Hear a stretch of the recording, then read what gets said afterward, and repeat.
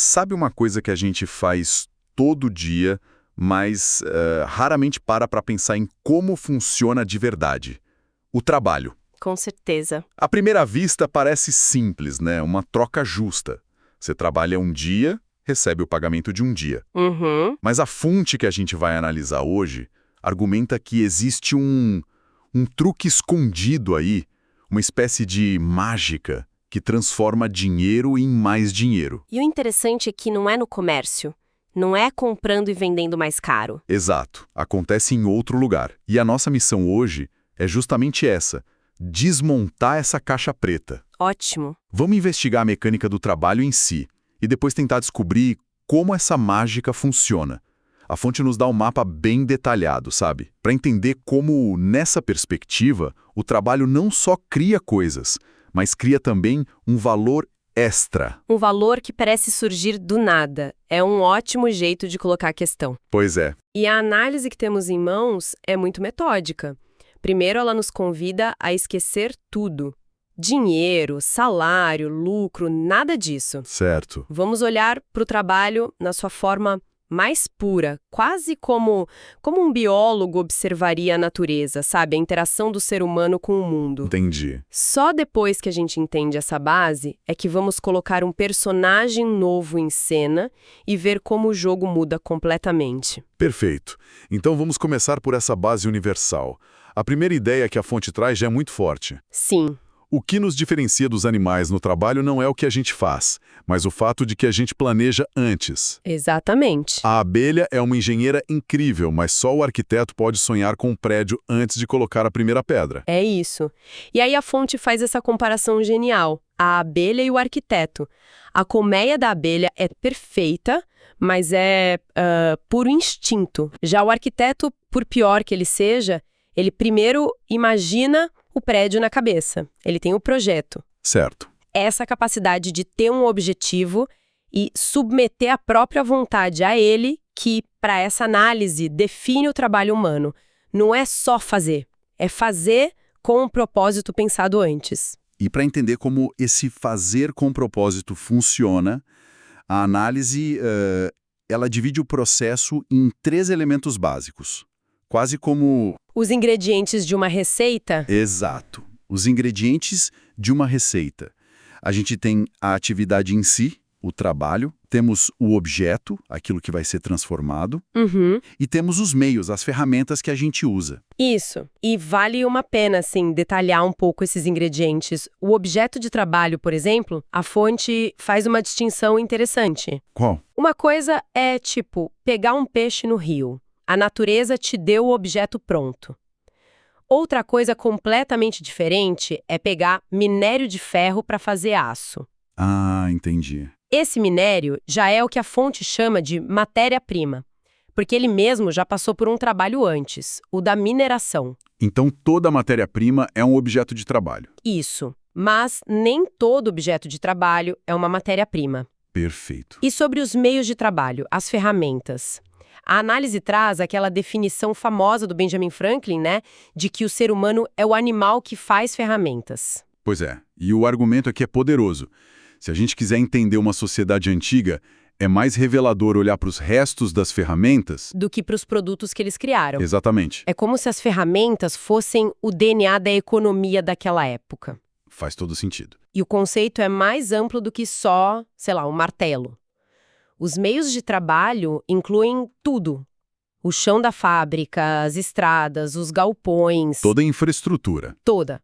É o que a fonte chama de sistema de ossos e músculos da produção. Ok, então temos a ação, o objeto e as ferramentas. No final, o que a gente tem? O produto. E aqui tem uma frase que soa meio poética. Eu sei qual é. O que do lado do trabalhador aparecia sob a forma do movimento, agora se manifesta do lado do produto como qualidade imóvel. É uma frase densa, mas a ideia é simples, na verdade. Deixa eu ver se eu entendi. O ato de martelar, que é puro movimento, ele fica meio que congelado no prego que foi martelado, que agora está lá, parado. Exatamente. A ação vira uma característica da coisa. O movimento de tecer vira a textura do tecido. Perfeito, é exatamente isso. O trabalho morre no produto para dar vida a ele. E esse processo não para aí, né? É um ciclo. É um ciclo. O produto de hoje vira a ferramenta ou a matéria-prima de amanhã. O aço que uma siderúrgica faz é o produto final dela. Mas é a matéria-prima para uma montadora de carros. Isso, é um fluxo constante. A fonte também tem uma observação curiosa. Diz que quando um produto funciona bem, a gente esquece totalmente do trabalho que ele deu. Sim, é verdade. Uma faca bem afiada é só uma faca. A gente só lembra do ferreiro quando a faca está cega e não corta mais. O trabalho se torna invisível no sucesso. E tem outra ideia conectada a isso. A de que o trabalho vivo que está acontecendo agora é que ressuscita os produtos do trabalho passado. Como assim? O ferro guardado enferruja, a madeira apodrece. Eles só viram úteis de novo quando o trabalho humano os coloca em ação. Ah, claro. E isso nos leva a uma última distinção importante, né? Nessa primeira parte. Sim, a diferença entre consumo produtivo e consumo individual. Parece complicado. Mas não é. Pensa na eletricidade. A eletricidade que uma fábrica usa para operar as máquinas e construir um carro, ela está sendo consumida produtivamente. O resultado é um novo produto, o carro. Entendi. E a eletricidade que eu uso em casa para ver TV seria o consumo individual. O objetivo é só me manter funcionando, digamos assim. Exatamente. No primeiro caso, o consumo gera um produto. No segundo, o consumo gera o próprio consumidor, que continua vivo e pronto para o dia seguinte. E essa distinção é chave para o que vem agora. Ok? Então, essa é a mecânica básica do trabalho. Valeria para qualquer sociedade, qualquer época. É como entender as regras do xadrez. As peças e como elas se movem, isso. Mas isso é só metade da história. Agora a gente precisa falar dos jogadores. E vamos colocar um jogador bem específico no tabuleiro. O capitalista. O que muda quando ele entra no jogo? Mudam duas coisas fundamentais, segundo essa análise. A primeira é que o trabalhador agora opera sob o controle do capitalista. Ele não decide mais o ritmo, o método? Nada. É o capitalista quem supervisiona, garante a eficiência, evita o desperdício. A segunda, e mais crucial, é que o produto final não pertence a quem o fez. Ele pertence ao capitalista. Exato. Porque ele comprou os ingredientes, certo? A matéria-prima, as ferramentas... E a força de trabalho. Isso. Ele comprou o direito de usar a capacidade de trabalho de uma pessoa por um tempo. E aí a gente chega no objetivo dele. Que não é só fazer fio de algodão. E jeito nenhum. Produzir algo útil é só um meio. O verdadeiro objetivo é sair do processo com mais valor do que ele tinha quando entrou. Ele não quer criar só valor, ele quer criar mais valor. E é aqui que a mágica acontece. A fonte nos guia com um exemplo numérico bem claro para a gente não se perder. Vamos seguir. Vamos, é a melhor forma. Imagina um capitalista. Ele gasta 10 shillings em algodão e 2 shillings pelo desgaste das ferramentas. Ok, 12 shillings em meios de produção. Isso. Agora, o trabalho. A fonte supõe que o valor diário da força de trabalho, ou seja, o que o trabalhador precisa para viver por um dia, é de 3 shillings. E que o tempo de trabalho para produzir esse valor é de 6 horas. Exato. Certo. Então ele contrata o trabalhador por 3 shillings e o coloca para trabalhar por 6 horas. Nesse tempo, o trabalhador adiciona um novo valor de 3 shillings ao algodão. Vamos fazer a conta? A conta é 12 shillings que já estavam lá, nos materiais, mais os 3 shillings de novo valor criado pelo trabalho. O produto final vale 15 shillings. E ele gastou 12 mais 3, que dá 15. Exatamente. Ele gastou 15 e tem um produto que vale 15. Ou seja, ele empatou. Sinceramente, por que alguém faria isso? É um hobby muito caro. Pois é, a fonte até descreve a frustração dele. Ele esperava que o dinheiro botasse um filhote, né? E a análise ironiza as desculpas que ele poderia dar. Ah, pela minha abstinência. Sim, ou pelo meu importante trabalho de supervisão. Mas o argumento é que nada disso cria valor novo. E aqui, olha, aqui a gente chega no pulo do gato, no segredo do truque. Manda. O segredo está na diferença. Uma diferença fundamental entre o valor da força de trabalho e o valor que essa força de trabalho consegue criar. São duas coisas diferentes. Completamente diferentes. O valor da força de trabalho é o custo para mantê-la, como qualquer outra mercadoria. No nosso exemplo, 3 shillings que equivalem a 6 horas de trabalho. Esse é o valor de troca dela. Certo, é o preço dela no mercado. Mas o que o capitalista comprou não foi o resultado de 6 horas. Ele comprou o uso da força de trabalho por um dia inteiro, a capacidade dela de criar valor. E esse é o valor de uso. Ah, E aqui vem a frase-chave da fonte. O fato de que meia jornada de trabalho seja necessária para manter o trabalhador vivo por 24 horas, de modo algum o impede de trabalhar uma jornada inteira. espera aí. Então é essa brecha. A mágica toda acontece nesse espaço entre o que o trabalhador custa para se manter vivo e o que ele consegue produzir num dia inteiro. É o ponto central de toda a argumentação. É uma ideia explosiva. O capitalista é dono do valor de uso da força de trabalho por todo o período que ele pagou.